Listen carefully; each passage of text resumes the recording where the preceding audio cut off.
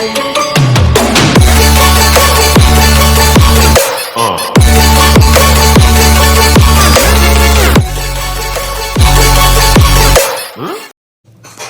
Number 2 के बाद question number 3 देखते हैं। क्वेश्चन नंबर 3 मैंने देखो यहाँ पे पहले से सॉल्व किया हुआ, क्योंकि यहाँ पर ना मैंने वीडियो बनाया था बट वो लॉस्ट हो गया किसी वजह से, तो इसीलिए जो है जो पेज मैंने लिखा है इसी को मैं आपको समझा देता हूँ।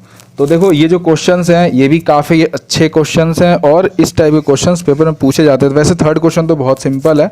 इसमें क्वेश्चन ये आपसे पूछ रहा है सीधा कि कोई आर्मी है, ठीक है, जिसके पास 616 मेंबर हैं। जब वो मार्च करते हैं और 32 मेंबर जो है वो एक ग्रुप में जो है वो मार्च करते हैं, ठीक है, यानी परेड करते हैं।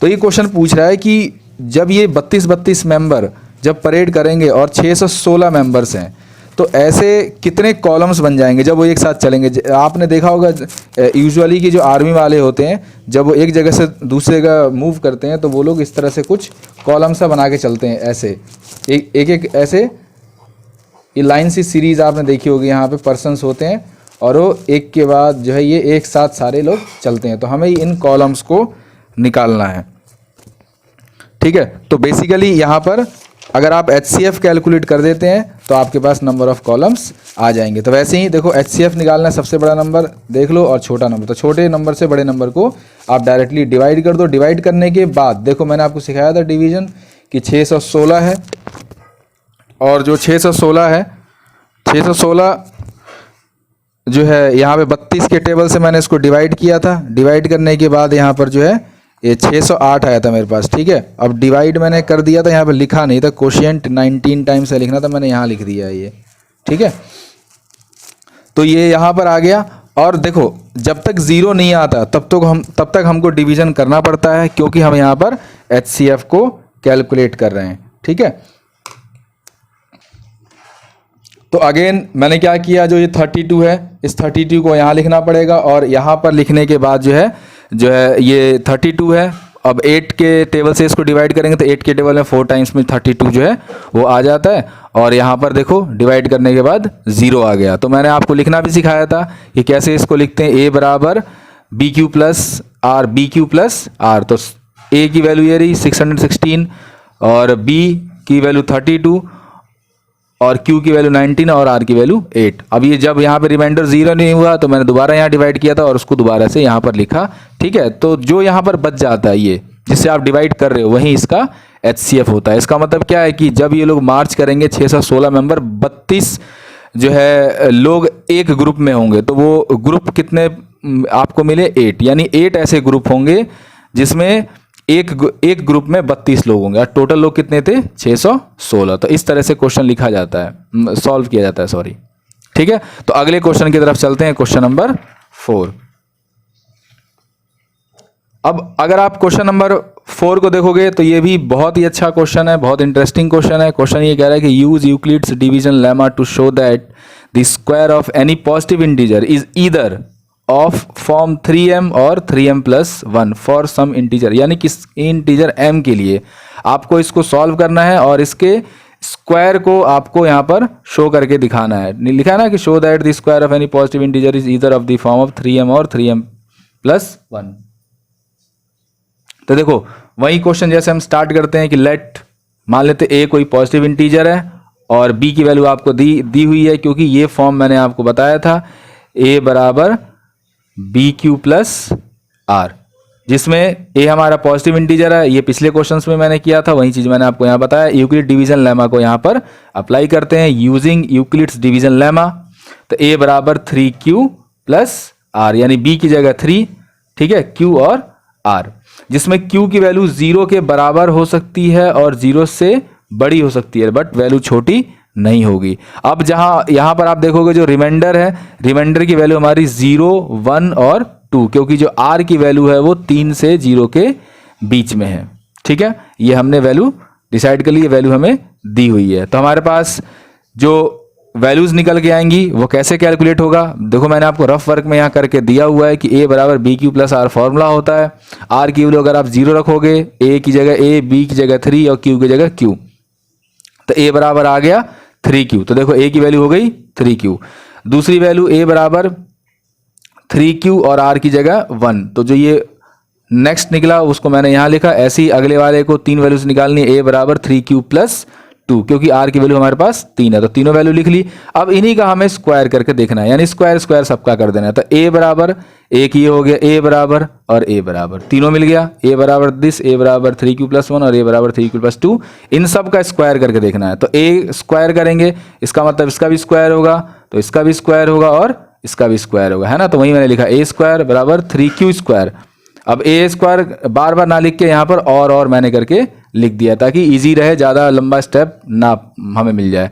तो देखो ये 3q स्क्वायर, ठीक है, इसका क्या हो जाएगा 9q, यानी a प्लस b का होल स्क्वायर का फॉर्मूला लग गया। तो 9q स्क्वायर प्लस जो है 2ab होता है, तो 2 पहले से फॉर्मूले में और 3 2 जा 6 हो गया, और q प्लस 1 का स्क्वायर 1 होता है, तो ये बन गया। ऐसे ही इसको भी ओपन कर देंगे, 9q square plus 12q plus 4, तो ये फॉर्मूला बन गया।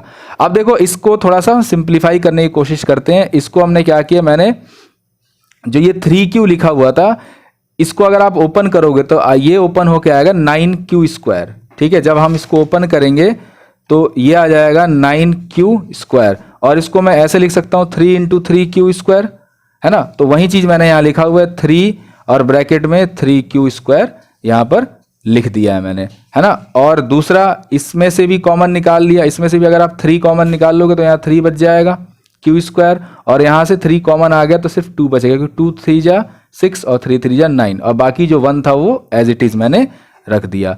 ऐसे ही यहाँ पर 9q square plus 12q plus 4, देखो इन दोनों में से तो कॉमन निकल जाएगा। अगर मैं इसको लिख दूँ 3 प्लस 1, तो पूरे को कॉमन निकाल सकते हैं और प्लस 1 वाला फॉर्म बन जाएगा मेरे पास।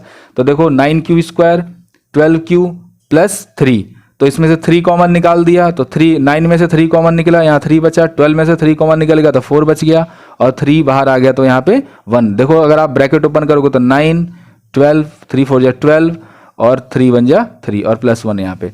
देखो जो ये 3q स्क्वायर है इसको मैंने मान लिया k1, और 3q स्क्वायर प्लस 2q को मान लिया k2, और 3q square plus 4q plus 1 को मैंने मान लिया k3। ये तीनों जो है हमारे पास k1 k2 k3 आ गए, और ये k1 k2 k3 जो है हमारे पॉजिटिव इंटीजर्स है। देखो इंटीजर्स मैं आपको बता देता हूँ, आपने पढ़ा भी होगा।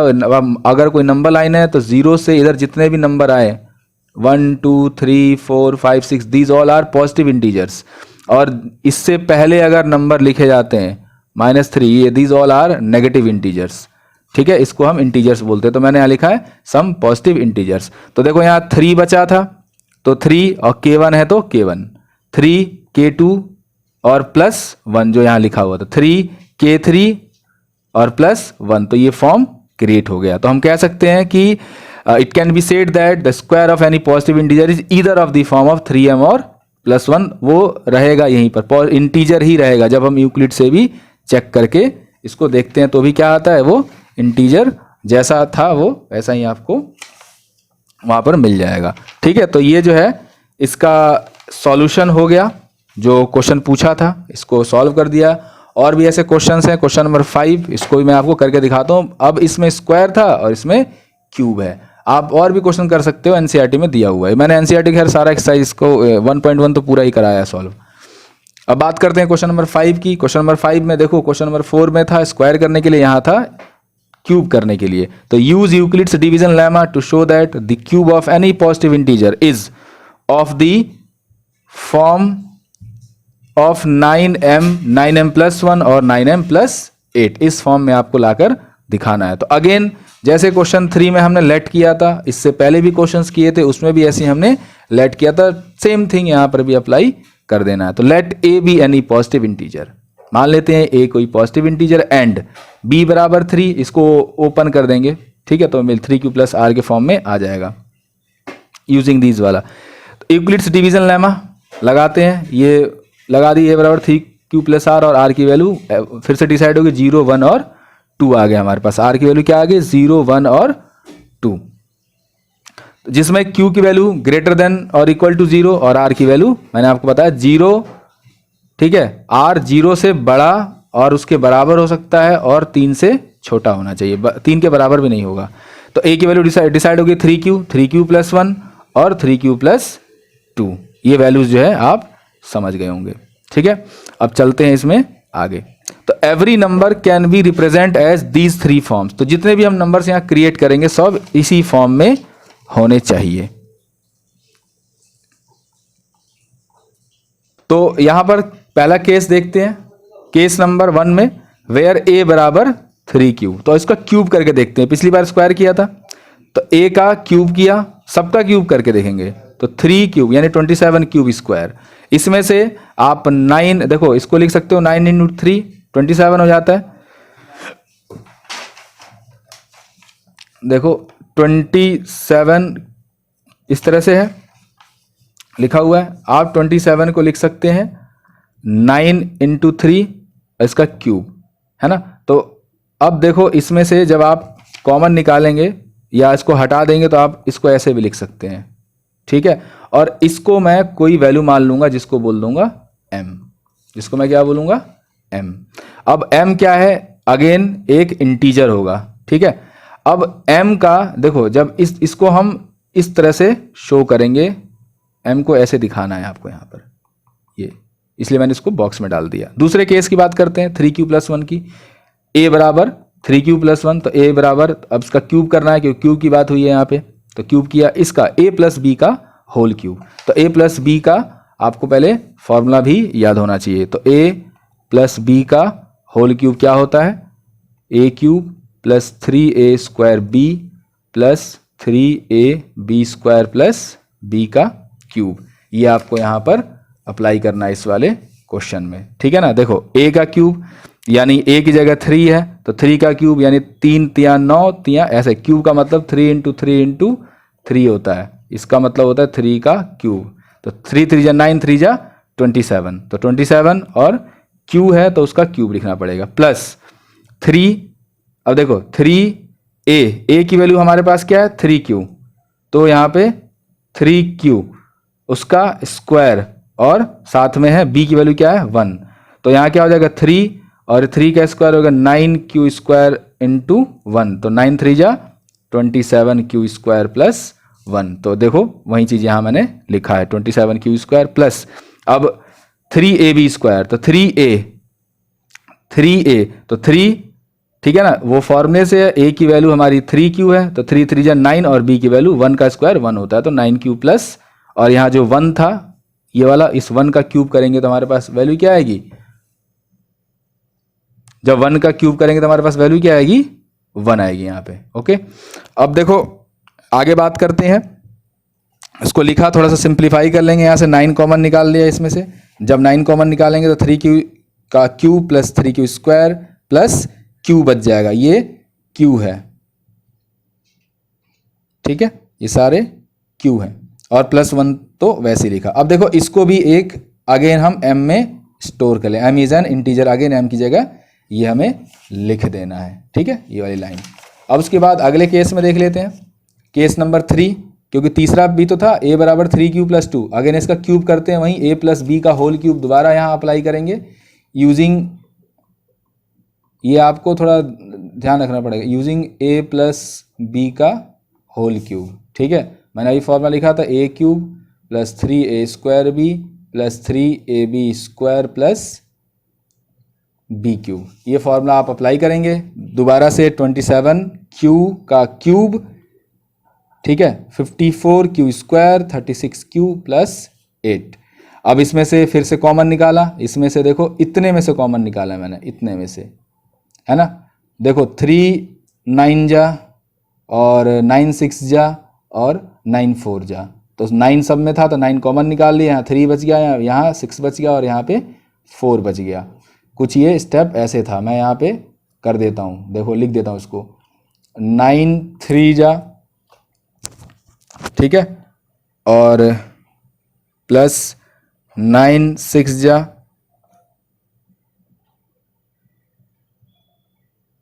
9 6 जा 54q स्क्वायर प्लस 9 4 जा और प्लस 8। तो देखो सब में 9 और 9 आ रहा है तो वही 9 मैंने यहाँ पे कॉमन निकाल दिया और प्लस 8 का वैसे लिखा, तो इसको एक बार अगेन m में स्टोर कर लेंगे। तो 9 और ये क्या हो गया हमारा m, है ना।